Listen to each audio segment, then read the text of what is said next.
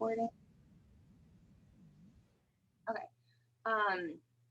A couple quick reminders just about the schedule. I do have office hours today and I'll have office hours tomorrow. I'm not going to hold office hours on Wednesday because I don't expect anybody to show up. So I'm going to spend that time instead working on your exam. Next Monday, we're going to review chapters 19 and 20 and the latter half of chapter 18 because 18 and 19 have a lot of overlap. And then Wednesday, you're going to take exam 3. And then there's no class on Friday. And then the next Monday is your final exam. So we are just 2 weeks away from your final exam.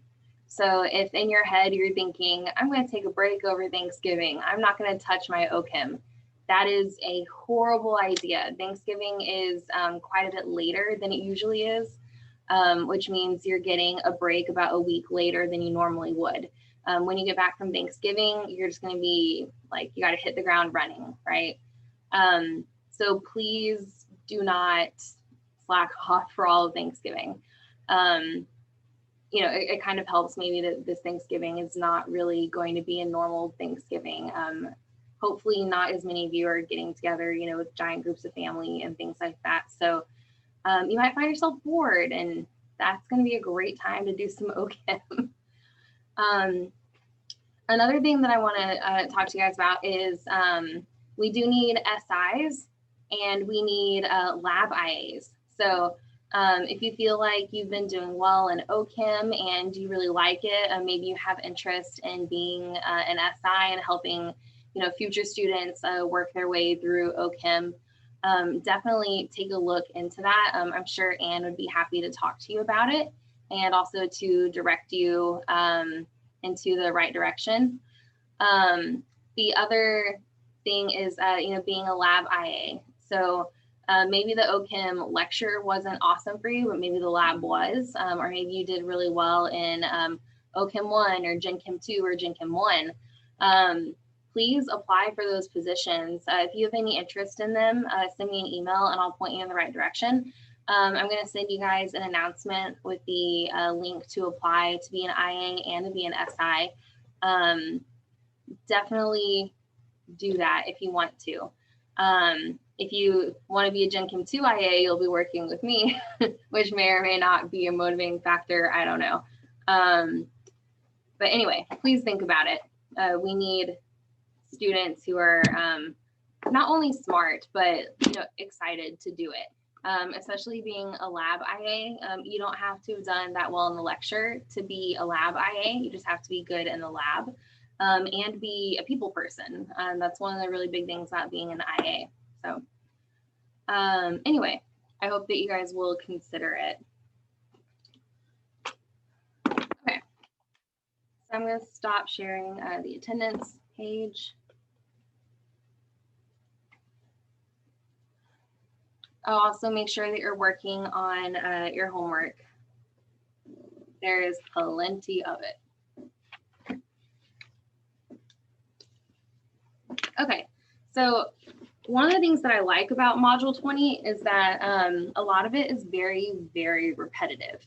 A lot of the reactions kind of do similar things, or they're reactions that you've seen before, and they just feel kind of new, but they are definitely not. I almost started writing without sharing what I'm writing on. That would have been useless to you. Okay.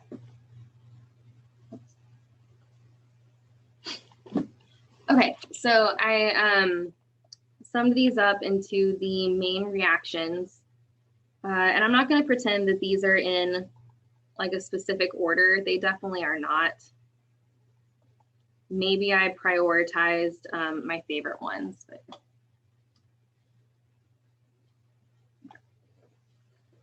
so one of the first ones that I want to talk about is actually pretty straightforward. This is very reminiscent of things that you've seen before. And this is the Hoffman elimination.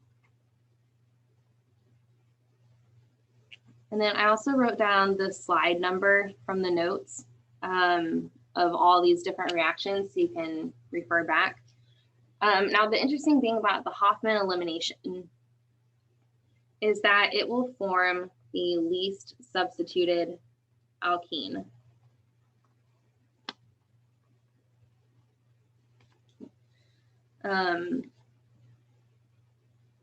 So for the Hoffman elimination, you have to create a quaternary ammonium salt somehow. So that's the kind of tricky first step, but there are ways to do that really easily, and they're actually in the chapter as well. One of the ways that you could do this would be to just add in, you know, if you had something like this, adding in an excess of methyl iodide would get you there pretty quickly.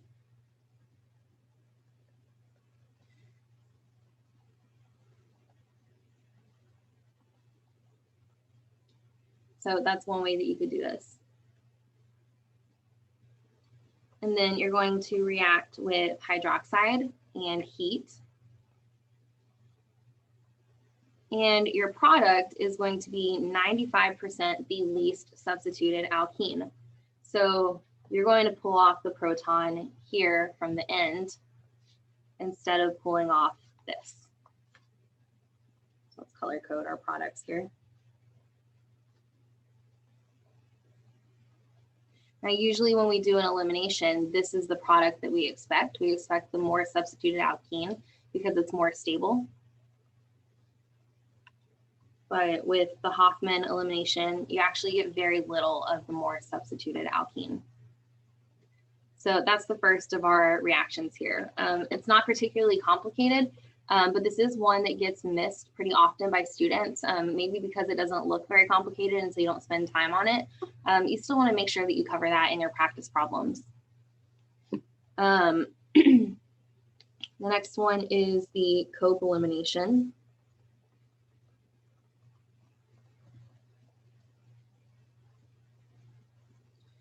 The cope elimination is on slide 35. Now this one has a couple key steps, so I kind of summarize those in words first. You take a tertiary amine and you react it with H2O2. What is H2O2 called? Peroxide. Yeah, this is peroxide. I've noticed that you guys struggle with recognizing things like this as peroxides. That OO bond right there is a peroxide bond. So in the case of hydrogen peroxide, instead of R groups, you have hydrogens. If they're alkyl groups, it's an alkyl peroxide. So this gives you a tertiary amine oxide. We're going to draw some structures in a second so that you know what these look like. And then you heat this up. It has to be a fairly high temperature, so something like 150 degrees. I think the two examples in the notes use 150 and 160. And this is going to give you an alkene. Oh, whoops. That's the structure that's below that, sorry. This gives you an alkene. So what this actually looks like is you have something like this. So you have a tertiary amine, which again, it means that it has to be substituted. You react with hydrogen peroxide and you end up with your tertiary amine oxide.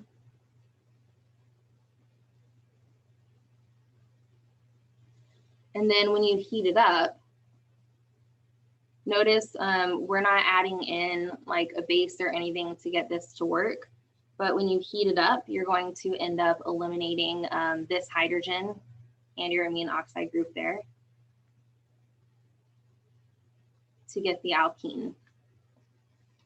I think one of the things that people struggle with this is that this molecule seems so big and this molecule seems so small. So sometimes drawing dots on your carbons and your reagents and then in your product can kind of help you visualize it a little better. So this whole part here is a leaving group and you're also going to lose that hydrogen. Does this make sense? Is this kind of summarizing helpful to you? Yes. Okay, cool. The next one is reductive amination. And this is actually just a combination of several things that you've already seen. And then they gave it a fancy name. So reductive amination, this is on slide 12. At least that's where it starts. I believe it covers, it's over a couple slides. But, this is going to take an aldehyde or a ketone, and you're going to react it with an amine. It can be ammonia, it can be primary, or it can be secondary. You just have to have one hydrogen on it. And then you're going to follow it up with a new reducing agent, lithium cyanoborohydride. There's also sodium cyanoborohydride.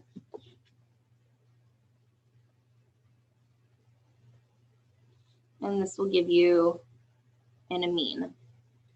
So all of these R groups can be alkyl or hydrogen. H and R2 can be ammonia, primary or secondary, just not tertiary. And then your ketone or aldehyde could be, any ketone, any aldehyde, or even formaldehyde. So all of the R's on this structure could be carbons or hydrogens. Does that make sense? No matter what, the overall effect is the same. You're going to take your carbonyl and turn it into an amine. After this step one, you're going through an imine or an enamine, or it might even stop at the hemiaminal. You can look in the notes, it kind of talks about that. But you are going to be going through that typical aldehyde and ketone plus amine chemistry. This is just your overall scheme. Okay, the next really big one in this chapter is the Gabriel. Whoa, that was not going to say Gabriel at all. Gabriel synthesis. This is on slide 16. This is a method to prepare primary amines. Now, I talked about this in the slideshow or in the videos that I made for you, but you might recall that when you first learned SN2 chemistry, one of the things that you learned is that creating primary amines is kind of difficult because if you react something like ammonia plus an alkyl halide, you're very likely to end up with a mixture of products, right? And then maybe even the quaternary ammonium. So preparing a primary amine is a little trickier. One of the things that you can do is add in an excess of ammonia. So you'll see that happening a lot. If you add in an excess of ammonia, you're more likely to get the primary amine. But then there are other ways to do these syntheses that give you so much more control, because even when you have an excess of ammonia, there's still the possibility that you end up with some of these multiply substituted amines, and they're going to be pretty difficult to separate. So if you can use a process that's going to give you one single product, so you don't have to do any separations, that is a much better synthesis. So the Gabriel synthesis, this one looks overly complicated because of the reagents, but it's actually very simple.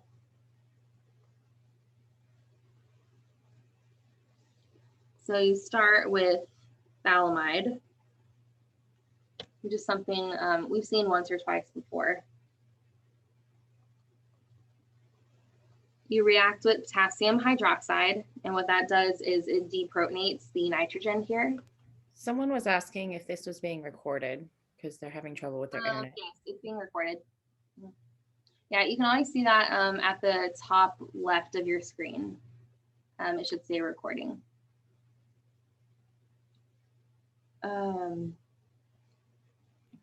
Okay, and then you add in a primary alkyl halide.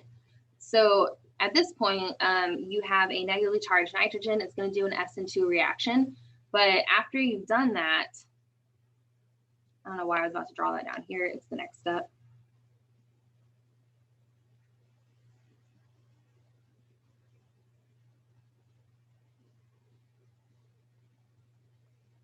You have that substitution on the nitrogen, but even though there's still a lone pair on this nitrogen, it is significantly less nucleophilic because of those carbonyl groups nearby. So this is not going to continue to participate in substitution reactions. So it's going to stop where it is. And then this is kind of the cool part of the Gabriel synthesis. You add in hydrazine and ethanol, and you put it in reflux, so just heating it up with a condenser. And the hydrazine is going to end up displacing the amine.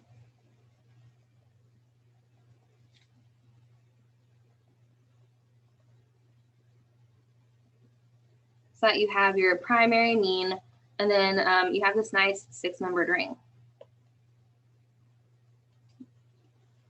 There was a test question that I used the last semester I taught this, I guess last spring, where instead of using hydrazine, it used hydroxylamine. And that'll work too, but that's going to affect this structure, right? Instead of having 2 nitrogens, you're going to have an oxygen in there.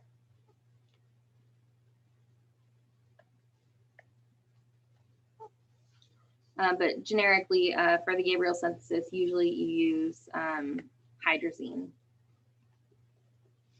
Okay. Does this make sense so far? Cool.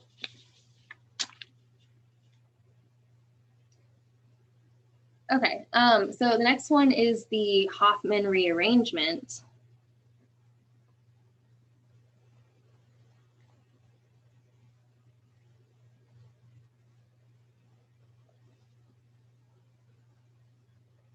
This is on slide 18. This is another way to prepare primary amines. Also, the notes that I wrote for you guys, I wrote it on lined paper, so it looks a lot nicer than this. So when I scan it in for you, you won't see these huge wavy lines and my notes like sliding off the page, which I know happens sometimes when I'm writing on unlined paper here. So the Hoffman rearrangement, when you look at this on the slides, it looks like so much. This is one of the reactions that made me want to do these summaries for you guys, this one and the Curtius rearrangement, because I did go through the mechanism in the videos, and you definitely want to take a look at that. You want to know the key intermediates. I obviously can't make you draw it out, right? Because that's just not possible with Canvas. But you should be able to recognize some of the intermediates. So the overall scheme of the Hoffman rearrangement is that you take an amide and you react it with molecular bromine, usually in, sometimes the sodium hydroxide is indicated as an excess. Usually sodium hydroxide is in excess, so that's something that you can typically assume. Usually if something is only 1 equivalent, that is indicated. So if it's not indicated as 1 equivalent, whoa, just dropped my pen, sorry. You can usually assume that it's in excess. I had a question real quick. Sure. Sorry. But in this reaction, I just saw something. Would a Wolff-Kishner reaction work, removing the ketone and preparing a primary amide? Yes, but in this particular reaction, it actually eliminates a carbon. So this just has a totally different effect. Okay, okay. But sorry, Wolff-Kishner is not typically what we use for this. Sorry, that would not work. Doing like a lithium aluminum hydride would work.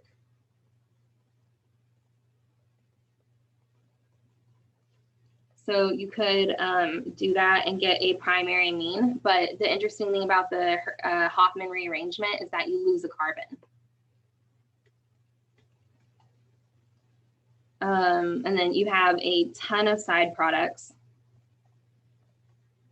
which, you know, I don't require you to draw out or anything like that. The carbon that you lose is right here in the carbonate.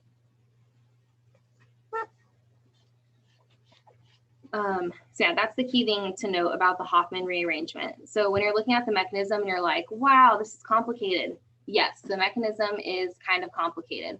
But the overall effect is you take your amide and you cut out the carbonyl entirely. The carbon and the oxygen is just gone.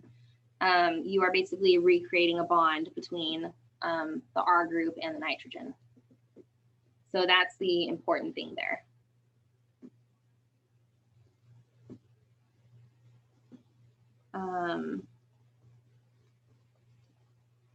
There's another rearrangement in this chapter called the courteous rearrangement. And I actually really like teaching these. I love lecturing on them. But since you already have the videos, I don't feel like that's a good use of our time. But I think they're just really fun reactions. Oops. I wrote preparo like a Harry Potter spell or something. So prepare primary amines. Notice a trend here. There are a lot of ways to prepare primary amines. The key thing is, you know, what are you starting off with, I guess? If you're doing a synthesis problem, what's your starting material? And then that kind of indicates what route you might want to use. So the courteous rearrangement starts off with an alkyl halide. And you add in sodium azide.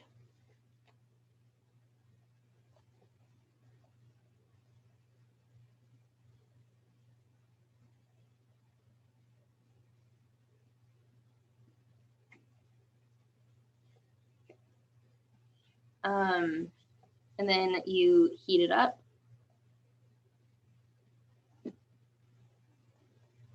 And you end up with your primary amine. This carbon is gone in the form of carbon dioxide. Now, what's cool about this is that in one of the steps here, you're going to be eliminating an equivalent of nitrogen gas. So that is actually part of the driving force of this reaction. And I took the time to write this out in even this summary of reactions. So you know that I think this fact is important. So you might want to keep it in your mind.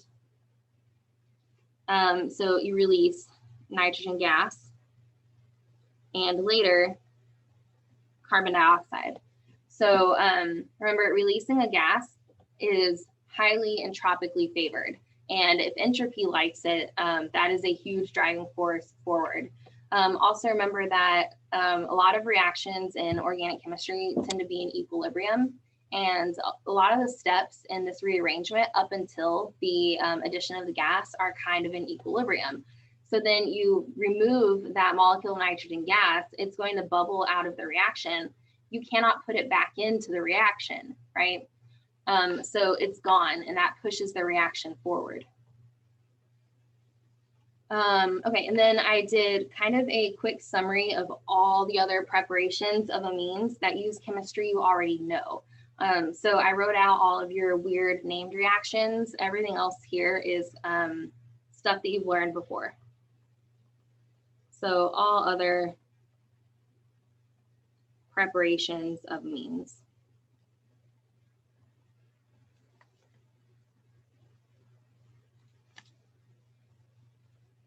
I just did a nice big summary here. So the first one is nucleophilic,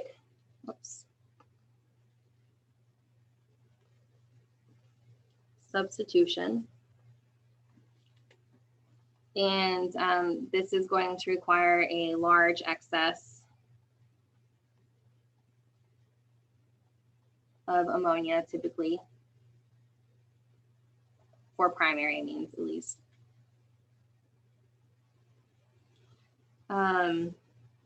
There is the reduction of alkyl azides. And this is not something that you learned before, but when you look at it, you'll understand why I threw it into the summary. It's really easy. You're just going to see an alkyl azide and put it through some reduction conditions, and bam, you have an amine.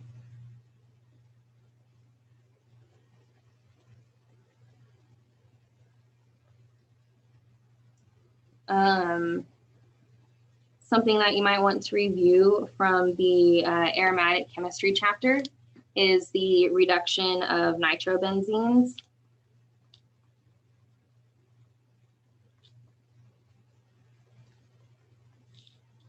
To anilines.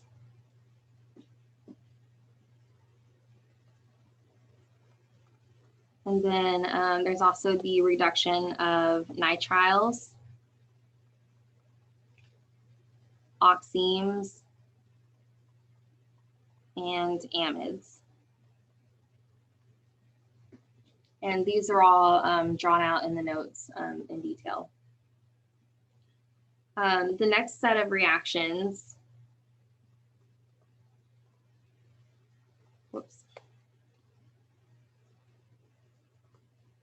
are replacement reactions that go through a process called diazotization.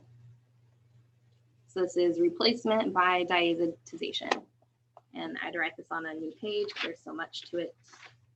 Now, these are reactions that if you want to flashcard them, actually most of these can be flashcarded.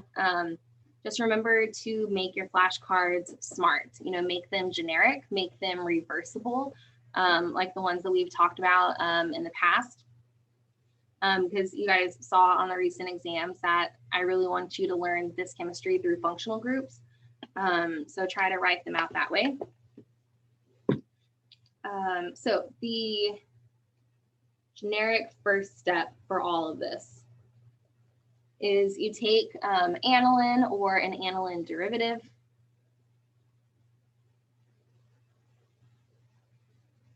and you react it with nitrous acid. And for whatever reason, sometimes it's written out as HONO instead of HNO2. Whoops, I just opened up PowerPoint on accident with my hand.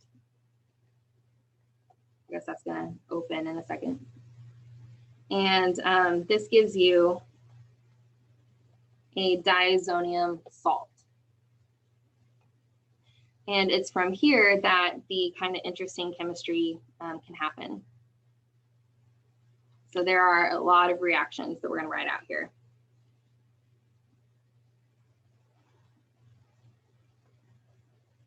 And then you'll notice also that a lot of them involve copper. So in this first one, under these conditions, you can replace that diazo group with a hydroxyl group. So this is a way to turn aniline into a phenol, which is definitely not something we've seen before.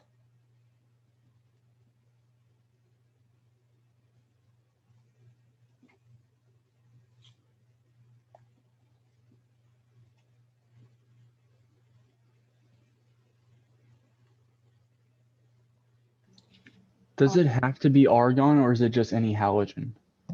No, this means aromatic. Oh, okay.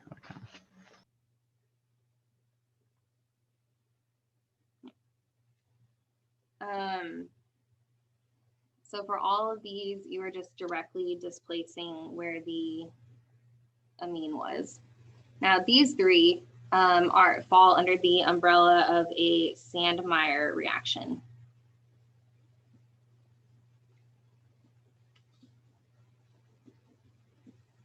You can react your diazonium salt with potassium iodide. You can react it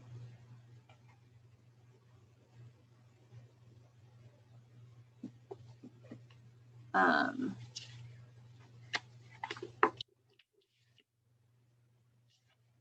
is it called? I think it's like fluoroboric acid. I wrote it down because it's not a very common reagent. I wanted to give you the name, but I don't know where I wrote it. So that followed up with heat will replace your amine with a fluorine. And then this last one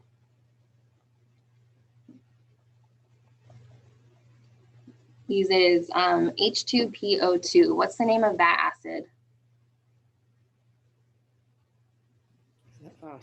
Phosphoric acid or something. Phosphoric acid, phosphoric acid. Phosphoric acid. Phosphorus It's acid. too early. Is it phosphorus? No. Phosphoric acid? Is it also? It's like hypo. It's hypophosphite, right? It would be hypophosphorus. Phosphorus. Sorry, H3PO2. My handwriting is really bad, but yeah, so remember H3PO4 is phosphoric.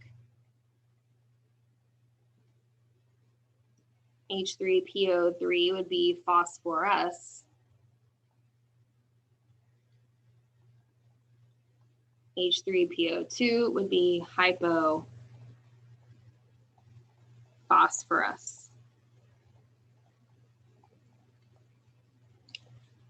And this is going to replace it with a hydrogen. So this process is called deamination.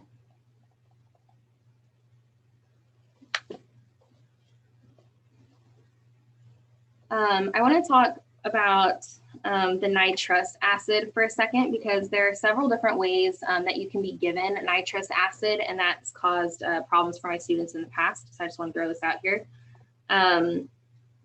So you might see it written out as HONO. That's the same as HNO2, right? This is nitrous acid.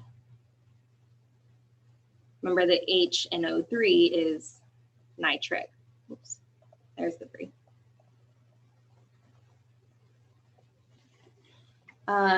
You can also get nitrous acid by reacting sodium nitrite plus a strong acid. So you might see these two given to you as your reagent instead. And what that means is nitrous acid. I also want to remind you guys, to use your context clues, right? This is something we talked about on Friday of if you're not quite sure what's going to happen in a step, look at the following step. So if you have an aniline derivative or aniline itself, and you see something like this and you're like, I don't know what that is, I've never seen that before, look at your next step. If it's like a copper, if it's copper and a halogen, then you know that this is going through a diazonium salt, right? So use your context clues. If you see a reagent that you don't know, look at what's happening after it and see if that helps you point yourself in the correct direction.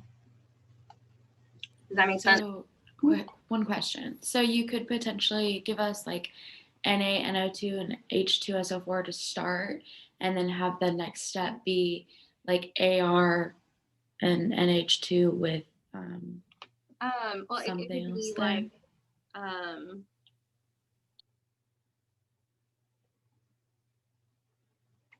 this, and the first reagent would be this. Okay. Second reagent could be anything. Okay, I see. Fun. Let's do a practice problem.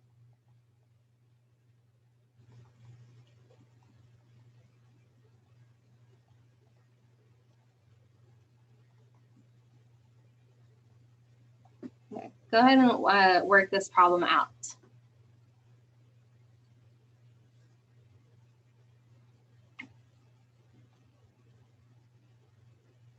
So I'll give you about a minute.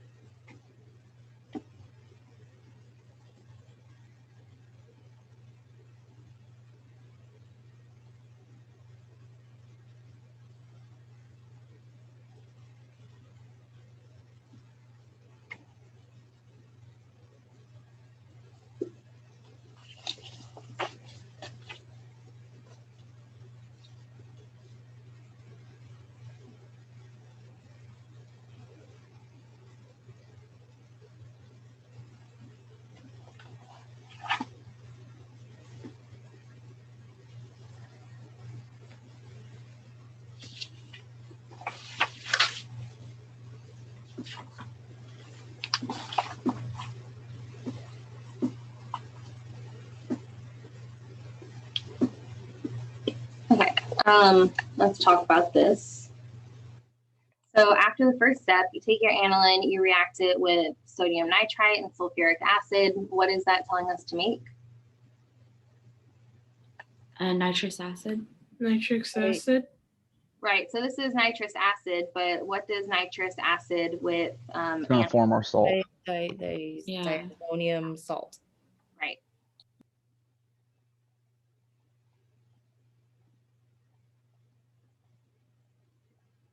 Let's also look at the structure of this. And in this case, your counter ion is probably sulfate 2 minus, and you'd have another diazonium present. But we don't need to worry about that. And then after step 2, what do we have? A benzonitrile. Right. So we replace the diazonium portion with nitrile. Okay. And then in step 3, all right, we can combine 3 and 4 because we know that those go together. What are we making? Grignard attacks the triple bond, right? Right, the Grignard is going to attack the carbon of the nitrile. What functional group do we end up making after step 4? Will we be making a ketone? Yes, we're making a ketone.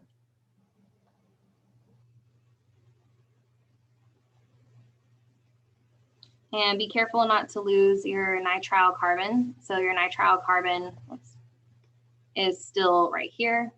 And then we have 2 more carbons from our Grignard. There we go.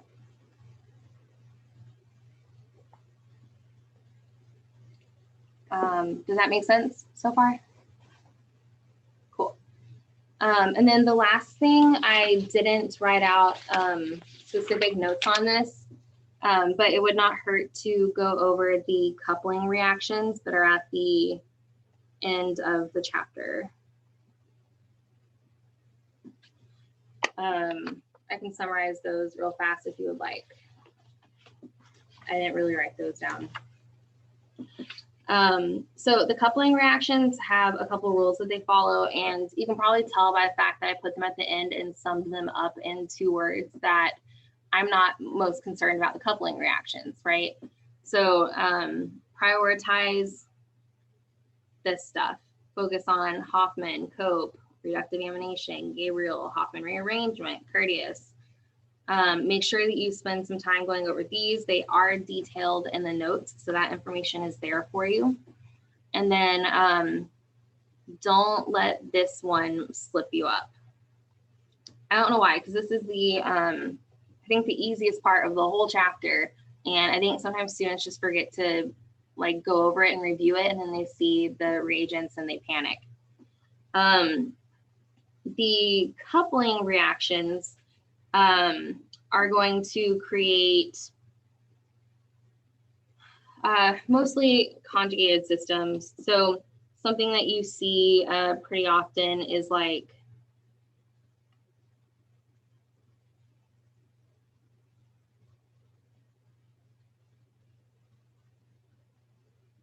a benzene diazonium salt.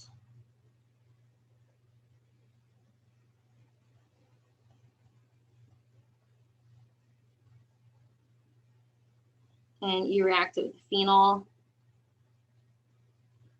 And your conditions are sodium hydroxide, water, 0 degrees Celsius.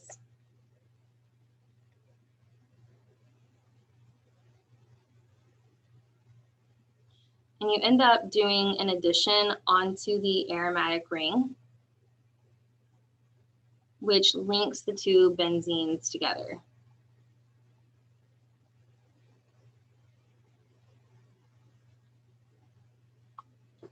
So the chemistry is pretty cool.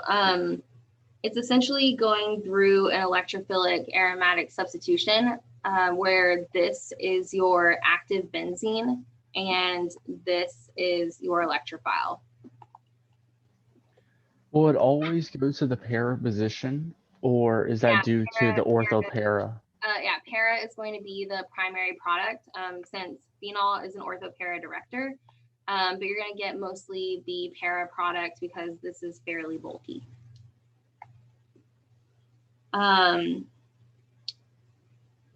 Yeah, I'm actually pretty comfortable leaving it at that with the coupling reactions. You can look at theirs on slide 31. There's some stuff about factors affecting coupling reactions.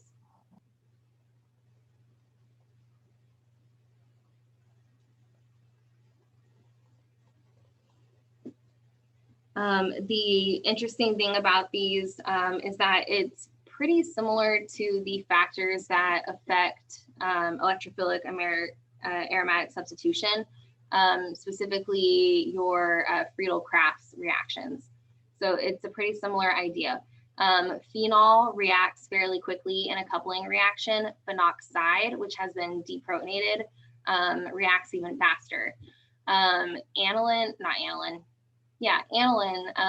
reacts pretty quickly. A substituted amine reacts pretty quickly, but if it's protonated and you have an ammonium, it does not tend to participate in a coupling reaction, just like it would not participate in a Friedel-Crafts reaction. So those rules are pretty similar.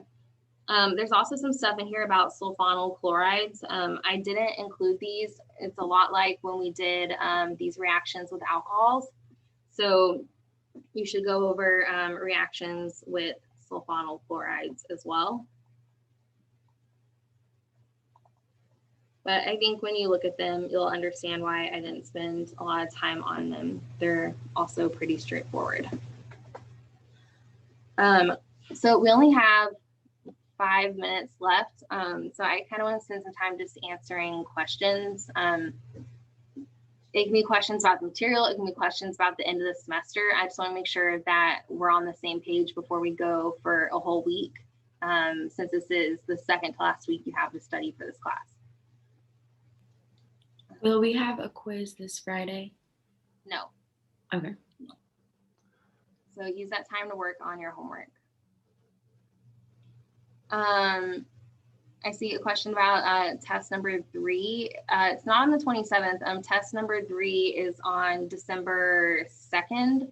It's not this Wednesday, but the next one. Exam 3 will cover modules 18, 19, and 20, correct? Yeah, the focus will be 19 and 20, but you'll definitely see some 18 since there is a good amount of overlap. 18 and 19 can be summarized as reactions of the alpha carbon. So they tend to go together.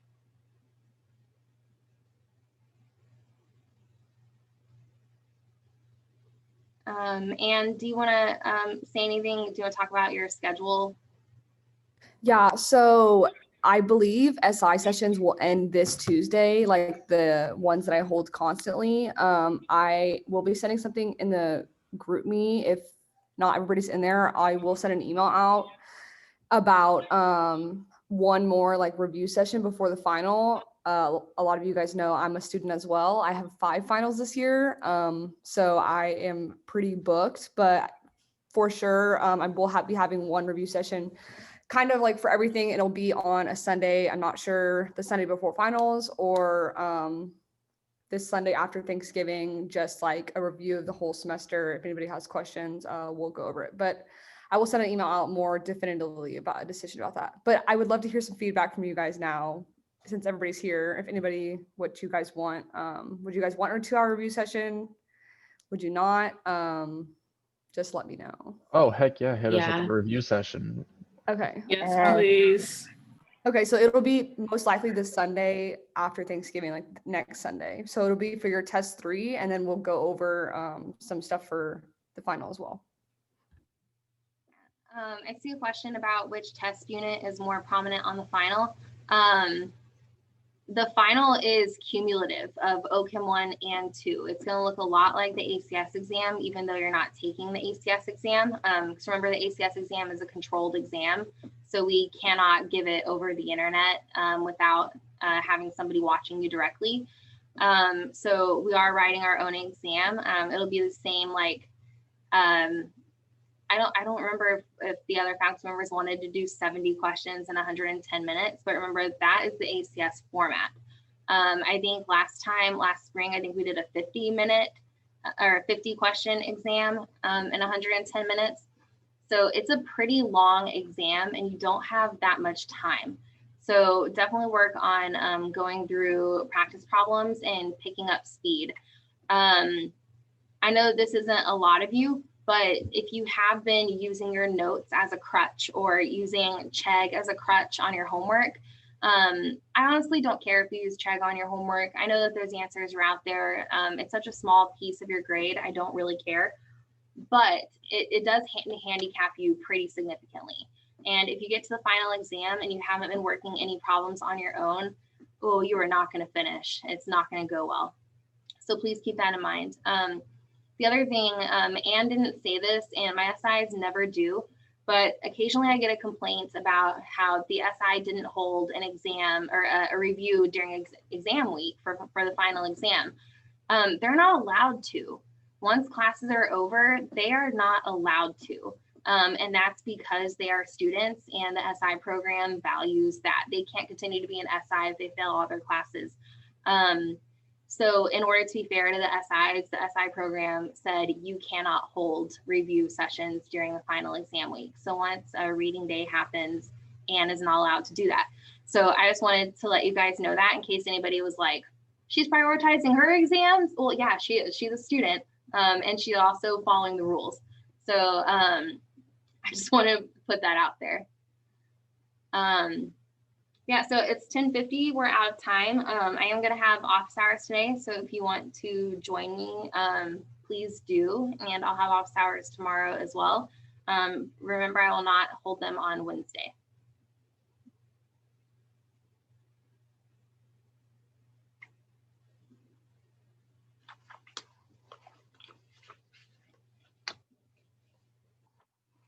Thanks, guys. Yeah, have a good Thanksgiving.